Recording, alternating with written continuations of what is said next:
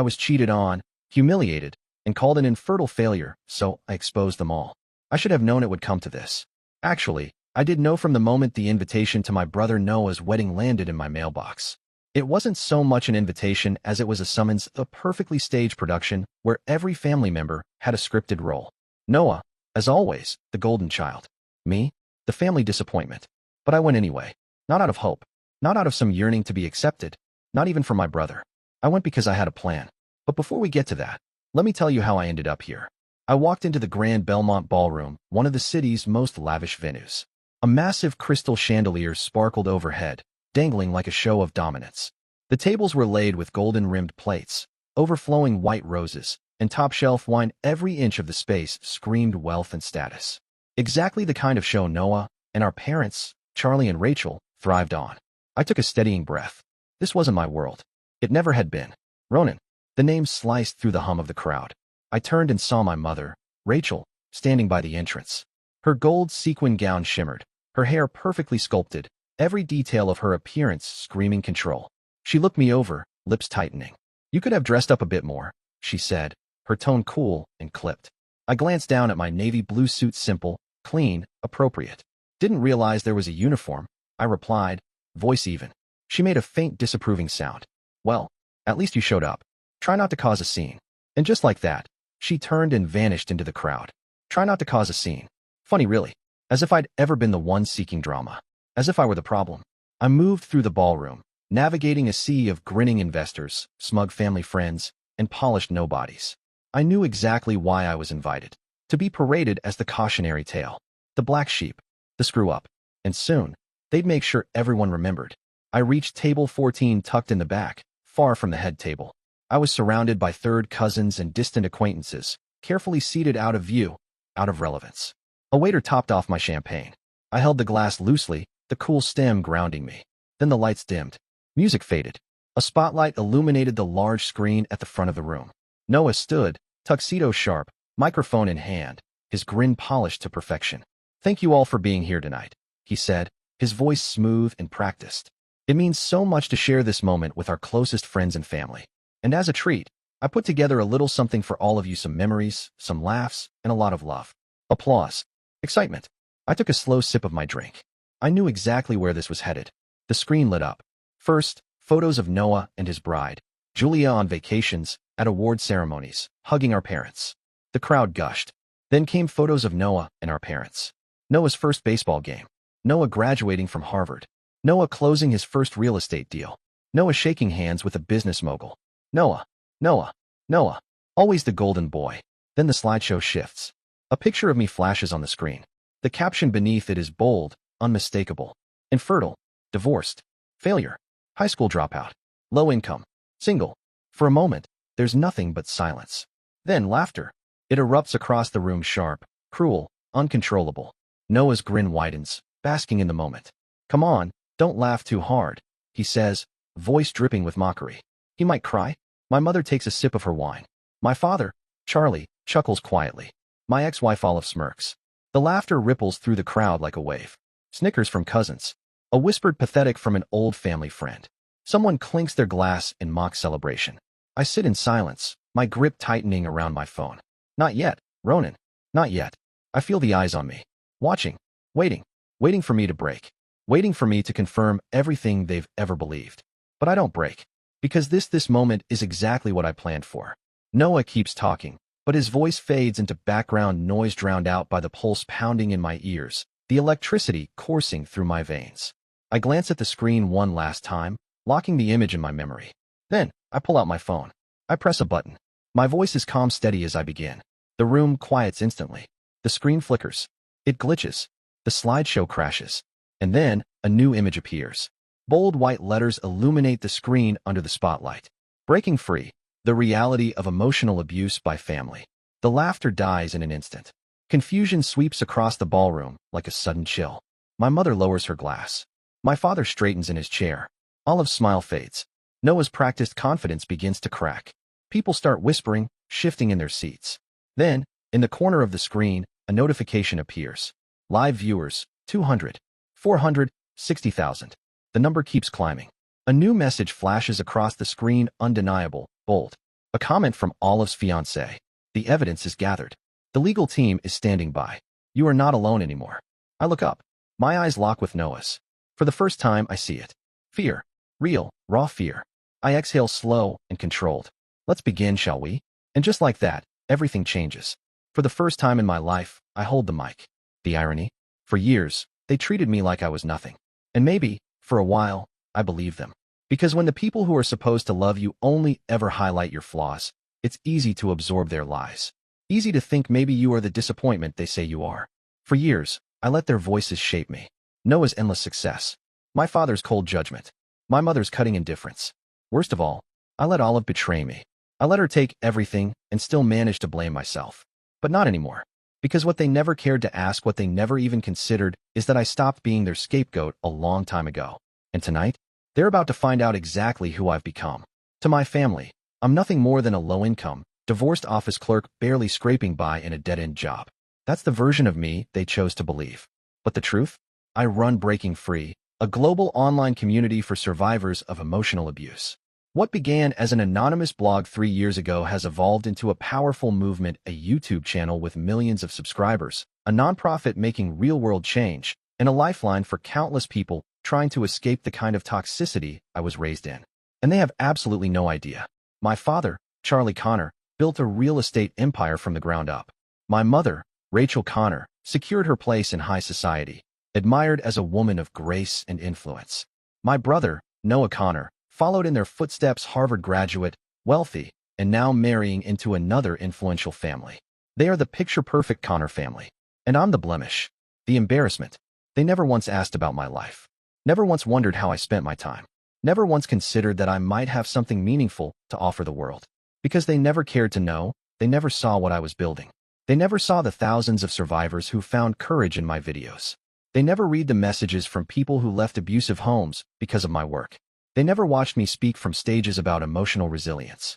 They never saw the best-selling book I published under a pseudonym that became a lifeline to others who, like me, were told they were nothing. They never saw me. But tonight, for the first time, they're about to. This wasn't some impulsive stunt. I didn't walk into this wedding reception unprepared. I spent 2 years quietly gathering evidence, recordings, emails, financial records. I worked alongside lawyers, therapists, and experts in emotional abuse to build an airtight case. I connected with members of my online community, people who knew this pain, who were watching this moment unfold live. I didn't come here just to make a statement. I came to win. And as I glance at my phone, watching the live viewer count soar, I feel something I haven't felt in years: power. Not the kind that comes from status, wealth, or manipulation, the kind my family worships. No, this power comes from truth. From standing firm. From no longer being afraid. The room's energy shifts. I can feel it. People are turning to the massive screen behind Noah, trying to process what they're seeing. I see my father's jaw clench, his fingers wrapped tight around his glass of scotch. I see my mother stiffen, her eyes darting toward my phone, as if she already knows I'm behind this. I see Noah's confident expression dissolve into confusion, then something deeper, unease. And then, the first on-screen notification appears. Live viewers, 850, 1 million, 1.2 million. Gasps ripple through the crowd. Whispers rise. What is this? Why is it live? But I'm not watching them. I'm watching Olive. She's staring at the screen now, her expression blank. And then she sees it. A new message, highlighted in bold, appears on the screen. A comment from her fiancé. The evidence is gathered. The legal team is standing by. You are not alone anymore. Her face drains of color so quickly I think she might faint. I tilt my head slightly, watching Olive's reaction. She turns toward me, lips parted in disbelief. Ronan, what did you do? I don't answer. I simply raise my glass in a slow, deliberate toast, and for the first time tonight, I smile. The truth will be heard. The murmurs in the room swell. Guests are pulling out their phones, tuning into the live stream that's unfolding right before them. The screen flickers again, and a new message appears. Welcome to Breaking Free Life, the reality of emotional abuse by family. Noah, still gripping the microphone, finally speaks. What the hell is going on? His voice no longer carries the confident, practiced charm. It's edged with panic now. I lean forward slightly, tapping my fingers against my champagne glass. I thought you liked presentations, Noah, I say casually. Since you worked so hard to humiliate me with yours, I figured it was only fair I show the audience a different side of our family. His face tightens. This isn't funny, Ronan. I arch an eyebrow. Oh, I agree. There's nothing funny about it. I glance at the screen, then tap my phone. The first recording plays, clear and loud through the venue's speakers. He's just weak. He never had what it takes to be a Connor. We should have cut him off years ago. My father's voice, Charlie Connor. The room goes utterly silent. I take my time, scanning the room, watching their faces shift. Rachel's hand clenches around her wine glass. Noah's grip on the microphone tightens. Olive flinches. And my father, always so composed, always in control, finally looks unsettled. Then I play the next clip. Ronan is a disappointment. He's infertile. He's weak. He's a failure. I don't even know why we still invite him to family events. Noah's voice. I turn to him, slowly. His forehead is slick with sweat. You were saying? I ask. He takes a step toward me, voice low and shaking with rage. Turn it off. Now. I tilt my head again. Why? Are you ashamed? You weren't ashamed when you said it.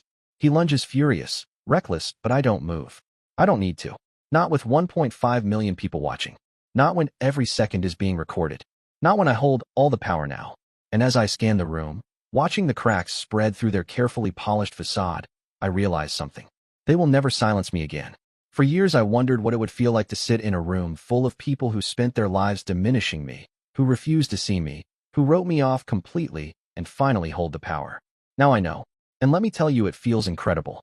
The moment my father's voice echoes through the speakers, the atmosphere in the ballroom shifts. The illusion crumbles, piece by piece.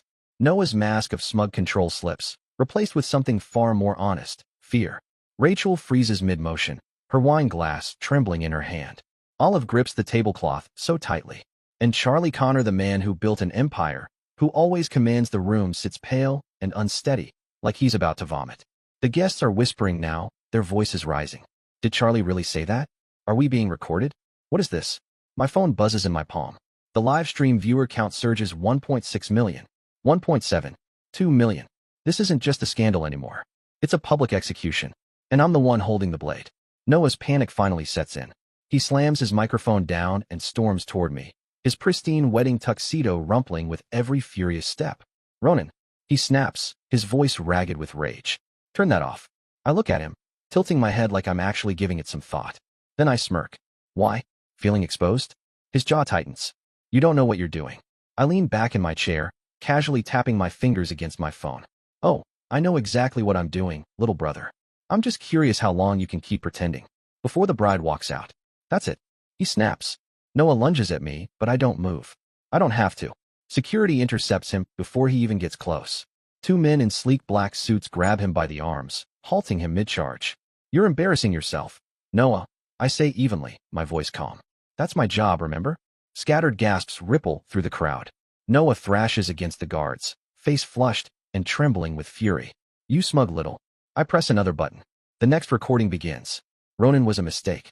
My mother's voice. Rachel Connor, the woman who spent her entire life building the perfect image, the perfect family, the perfect lie, now finds herself dead center in a nightmare she can't control. We should have never had him. He's nothing like Noah. Noah is strong. Noah is successful. Ronan is just pathetic. Chaos breaks loose. I hear the sound of glass shattering. Gasps ring out from across the room. All eyes are on my mother, some horrified, some stunned. But the best reaction? Julia, Noah's bride-to-be. Her jaw is set. Her hands tremble at her sides. She turns to my mother, her voice dangerously calm. You said that about your own son? Rachel's eyes widen. She blinks rapidly, breath shallow. That was taken out of context. Oh, it gets better, I interrupt smoothly. Let's hear what she said about you, Julia. Rachel's head snaps toward me. Ronan, don't you dare. I press play. I don't care about that girl. She's just a pretty little pawn for Noah to marry. A social climb. The silence that follows is thunderous. Julia stares at the screen, then at Rachel, then Noah. Her hands are visibly shaking. You used me? She whispers. Noah reaches for her, desperate. Baby, no, she's twisting it. Julia slaps his hand away. The crowd erupts again. Are you serious right now? She hisses. Your whole family treats people like they're disposable, and you expect me to just smile and go along with it? Noah is sweating, his voice cracking. It's not like that. It is exactly like that, I cut in. Welcome to the Connor family, Julia. If you think they ever actually cared about you, you're more naive than I thought. Julia steps back, her voice breaking. You're a fraud, Noah. And your family is disgusting. She rips the engagement ring off her finger and throws it at his chest. I'm done. The ring clatters loudly against the floor. Noah stands frozen, stunned. And just like that, the wedding is over. I barely have a second to savor the moment before my father finally snaps. Enough. Charlie roars, slamming both hands on the table. The entire ballroom jolts. He's on his feet now, face flushed, eyes blazing with hatred, glaring straight at me. You think this makes you powerful? My father spits. You think ruining your family's name makes you a man? I meet his gaze head on, unwavering. No, I say, voice calm and firm. I think surviving you made me a man. The room is silent now, no more whispers, just wide eyes and held breaths. I rise from my chair. Then I press one final button.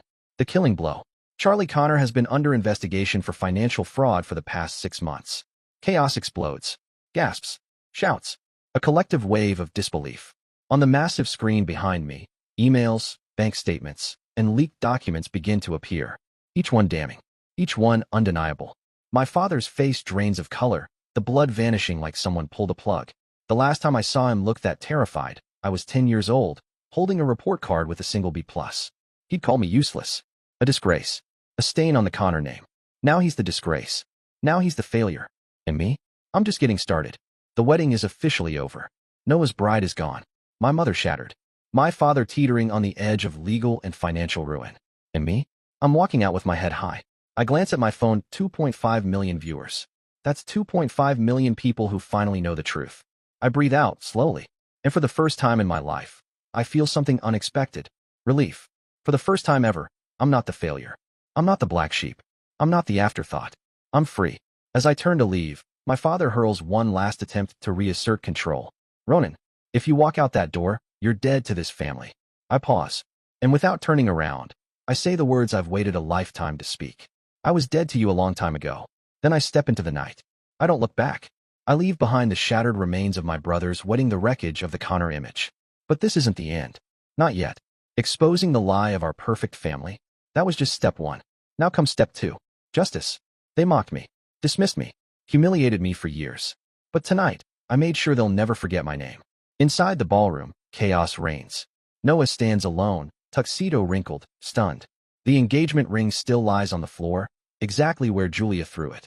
Charlie Connor, red-faced, furious, watches his business allies quietly begin to distance themselves.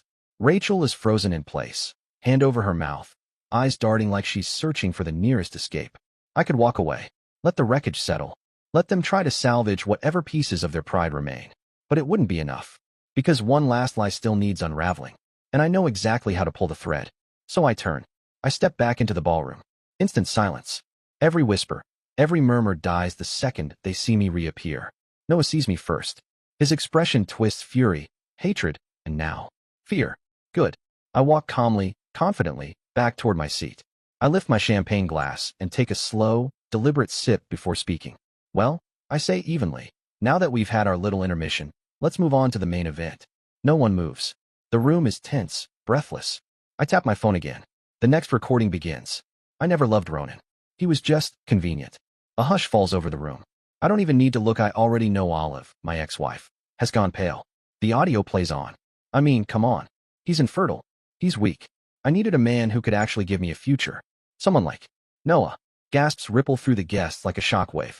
I turn slowly toward my brother, swirling the champagne in my glass. You know, I say, calm, composed, I always wondered why Olive felt so at home at our family events. Noah stiffens. His eyes flick toward Olive. My mother draws a sharp breath. My father's expression tightens, but he stays silent. He already knows. They all do. Because this betrayal wasn't just mine to carry. It was all of theirs. The screen behind me lights up again, this time, with a text exchange. Olive, I hate sneaking around, baby. I wish we didn't have to hide it. Noah, just hold on a little longer. Ronan will break soon. He's too weak to fight back. Olive, I don't even care if he finds out. He's pathetic. He'll just blame himself like always. Noah, I know. That's why it's so easy. I let it sink in. Let the truth settle over the room like smoke from a long-burning fire. My mother slowly lowers her wine glass, her hands trembling. My father finally speaks, voice low and cold. You slept with your brother's wife? Noah's mouth opens. Nothing comes out. Olive looks like she wants to disappear. I should feel hurt, angry, crushed. But the truth is I've known. I just needed the world to hear it from them. I lean forward, resting my forearms on the table. So tell me, I say casually, was it worth it? Noah explodes. This is insane. He yells. You're just trying to destroy me because you're jealous. I raise an eyebrow. Jealous? Of what? Your wrecked engagement? Your crumbling reputation? The fraud empire you built on lies? He slams his fists onto the table, eyes blazing. You don't belong here, he spits. You've always been pathetic. You're nothing. You'll always be nothing. I just smirk. Then I press play on the final recording. The lie that held everything together shattered. Ronan isn't infertile. A heavy, echoing silence fills the room. The doctor said he was fine, but we had to make sure people saw Noah as the stronger one. Ronan could never be allowed to be an equal. It had to be Noah. It was always Noah. My father's voice. I turned to him, watching the last pieces of his legacy collapse. And for once he's speechless. Rachel looks like she's about to be sick. Noah looks like he might faint. The guests aren't whispering anymore. They're staring at the Connors like something rotten has finally been dragged into the light. Because that's exactly what they are. I take another sip of champagne. Then I rise from my chair. For years, I say, voice steady, you called me a failure. I gesture to the crowd. You told them I was the disgrace. I look at my father, that I wasn't strong enough. Then to my mother, that I wasn't worth loving. I lock eyes with Noah, that I wasn't even a real man, I say, letting the words hang in the air. Then I smirk. And yet, here we are.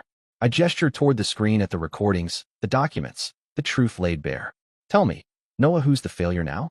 Olive grabs her purse and flees. Noah stumbles backward, staring at the floor like it might swallow him. My mother wipes her hands over her face, for once in her life speechless. My father just sits there, hollow and defeated. And me? I walk toward the exit not as the family embarrassment, not as the outcast, but as the man who finally broke free. I step into the night, inhale the cold air, and let it all fall away. The guilt, the shame, the lies.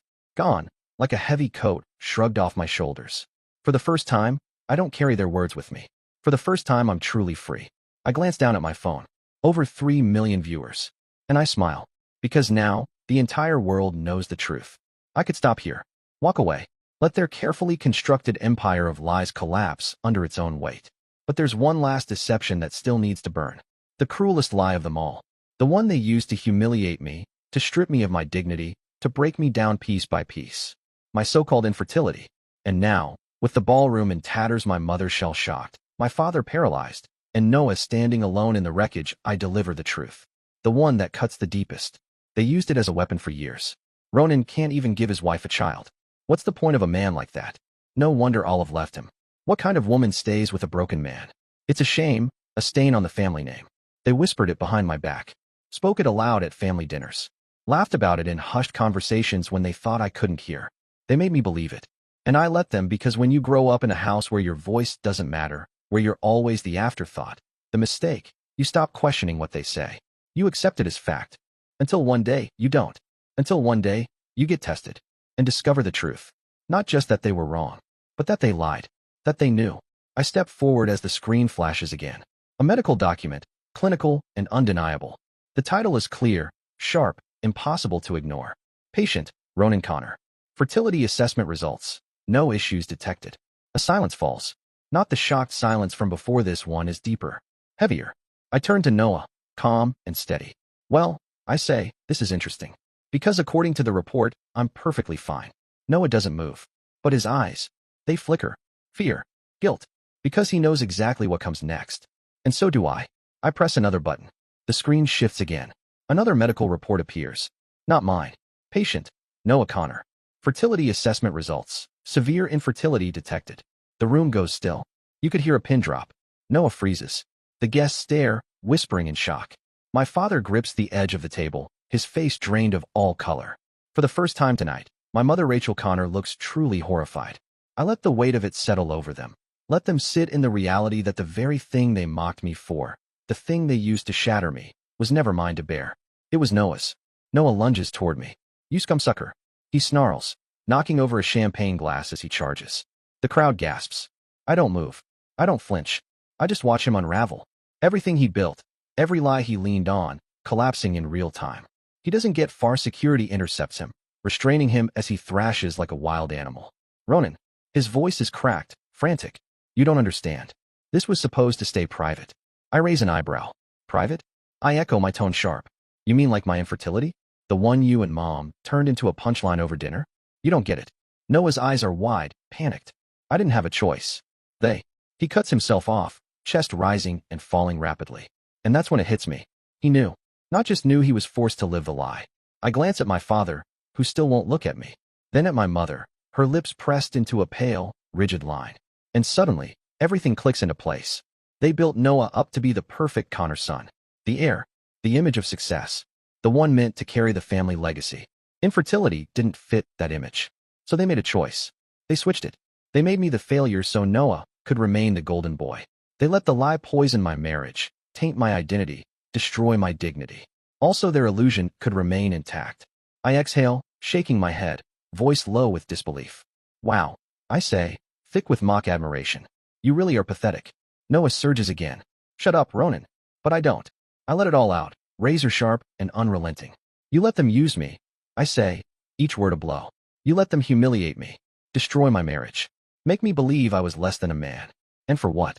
So you could keep pretending? His face contorts, pure fury and shame battling for dominance. You don't know what it was like. I laugh short, bitter, hollow. I know exactly what it was like. You had everything. And instead of using your position to defend me, you stood by and watched them tear me down. He freezes, breath shallow, fists clenched. You let them break me, I repeat, quiet but cutting. And now? Now you're standing in the wreckage of your wedding. Your business is in shambles. Your fiancé is gone. And the world is watching as it all burns. His hands tremble. His body is shaking. You destroyed me first, I tell him. But I survived it. I lean in slightly, my voice dropping to a low, final note. You? You won't.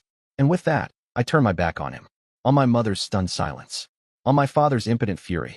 On all of it. I step off the stage. The damage is done. Around me, the murmurs rise like a tide. Phones are out. Videos are going live. Social media is already alight. I glance at my screen.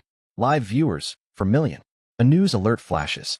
Breaking, scandal erupts at Connor wedding. Family secrets exposed in viral broadcast. I smirk. Good. Let them watch. Let them all see. Because for years, they made me believe I was the weak one. The failure. The disappointment. But now the truth is out. And it's far too late to silence me. It begins subtly, the unraveling like a loose thread tugged from an expensive suit. At first, it's almost imperceptible. But then, before anyone can stop it, the whole thing starts coming apart at the seams. And the best part? They don't even realize how much damage has already been done. Not yet. But they will. The first cracks start to show. Noah is still struggling against the security team, his face contorted with fury and panic. My mother, Rachel, sits frozen in her chair, eyes vacant like she's watching her entire world disintegrate in front of her.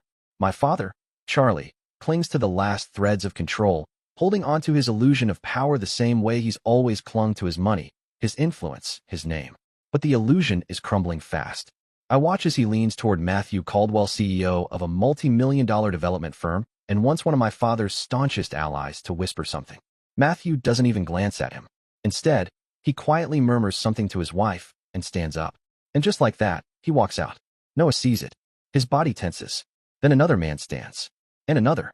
One by one, the business partners, investors, and executives who once orbited my father like scavengers waiting for a feast are abandoning ship.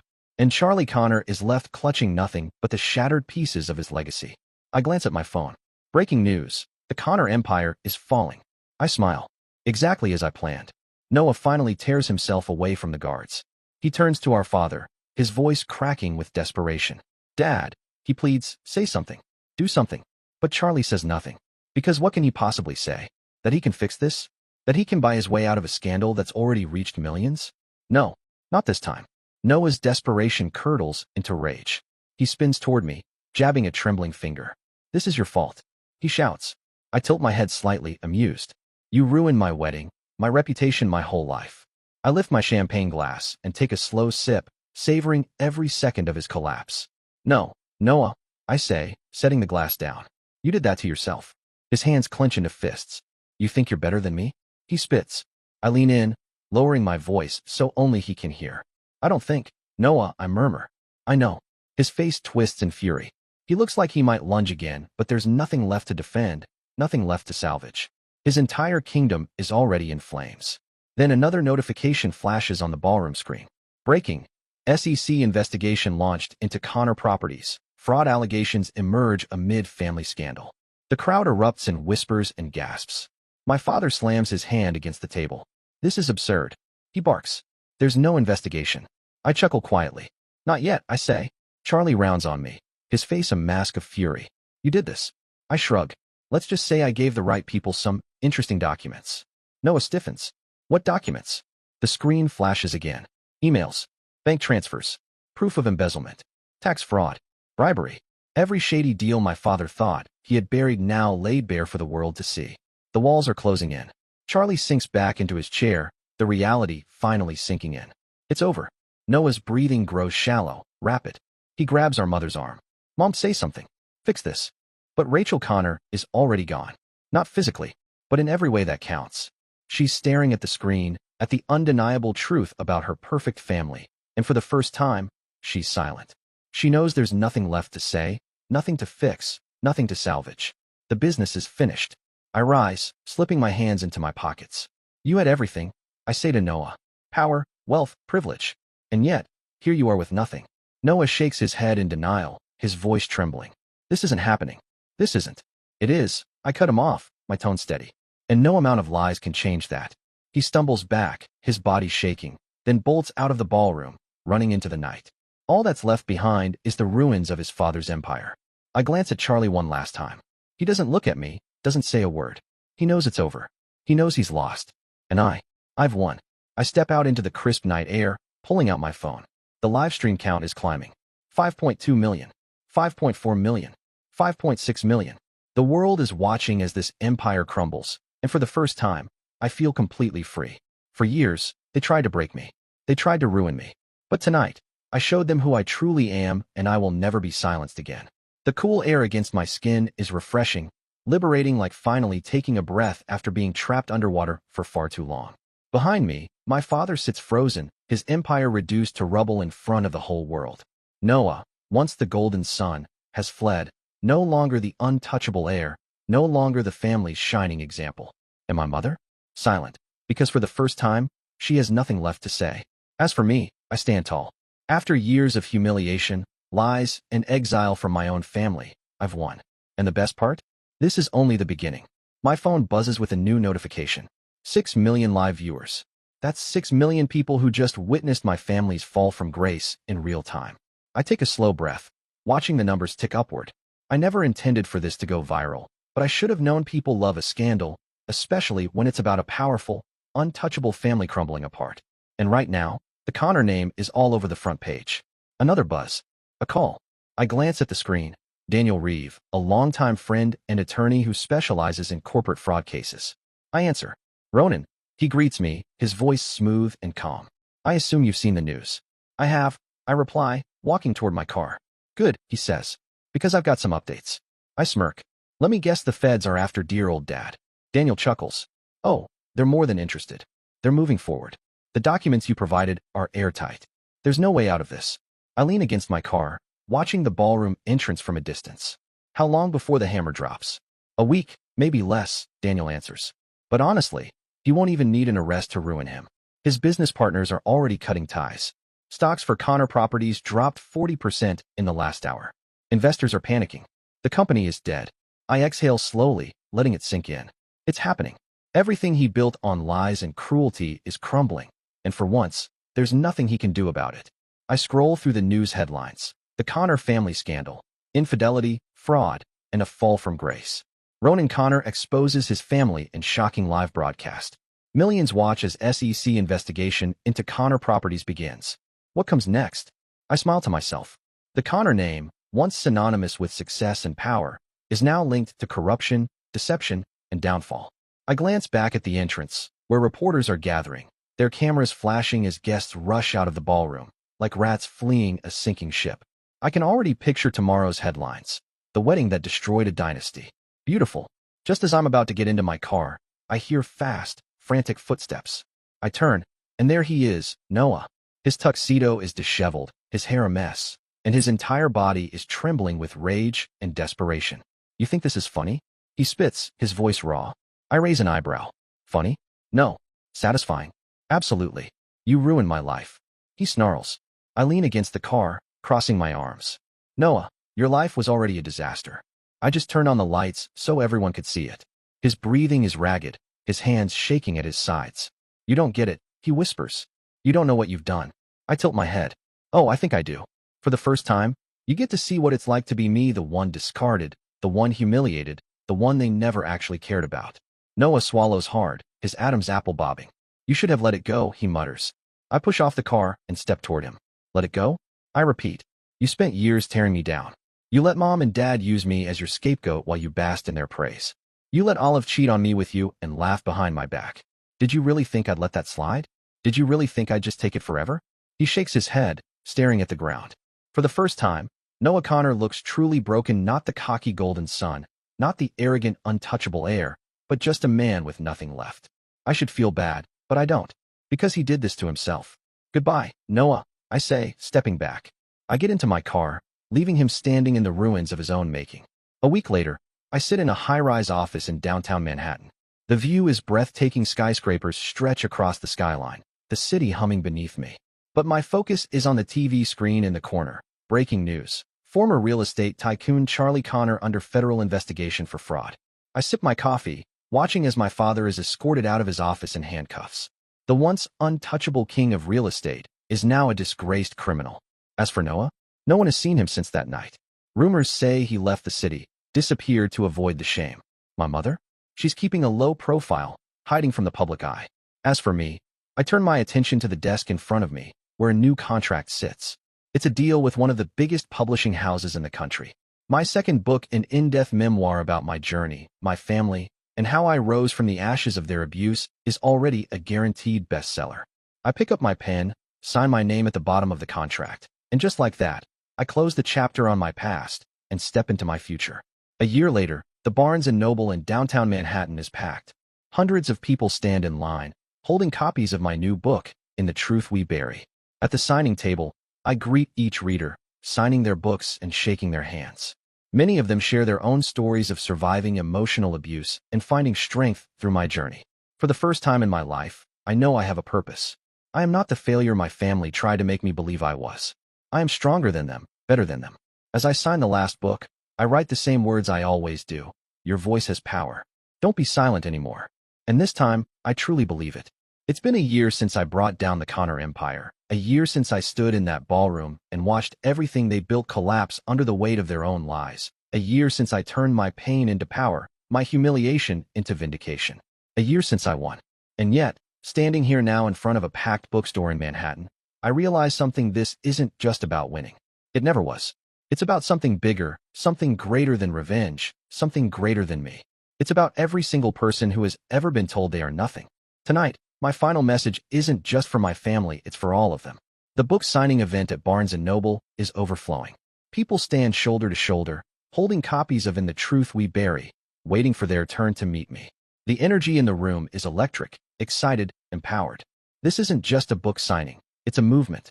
I sit at the table near the front of the store, a massive banner with my face hanging behind me. I never imagined I'd be here, that people would actually care about my story, that I'd become someone worth listening to. Yet, here I am, signing books, taking pictures, hearing their stories. Because, as it turns out, my story isn't just mine, it belongs to every person who has ever been dismissed, ridiculed, and broken by the people who were supposed to love them. And now, we are all breaking free together. I flip open another book, my pen hovering over the first page. What's your name? I ask the woman in front of me. She shifts nervously, gripping the hard cover like it's a lifeline. Amelia, she says softly. I smile. Nice to meet you, Amelia. Her eyes shine with unshed tears. I just wanted to say your book changed my life, she whispers. I left an abusive home because of your story. I finally had the courage to walk away. A lump forms in my throat. This is why I did it. Not for revenge, not for fame, but for this. For people like Amelia, for the ones who needed a voice when they had none.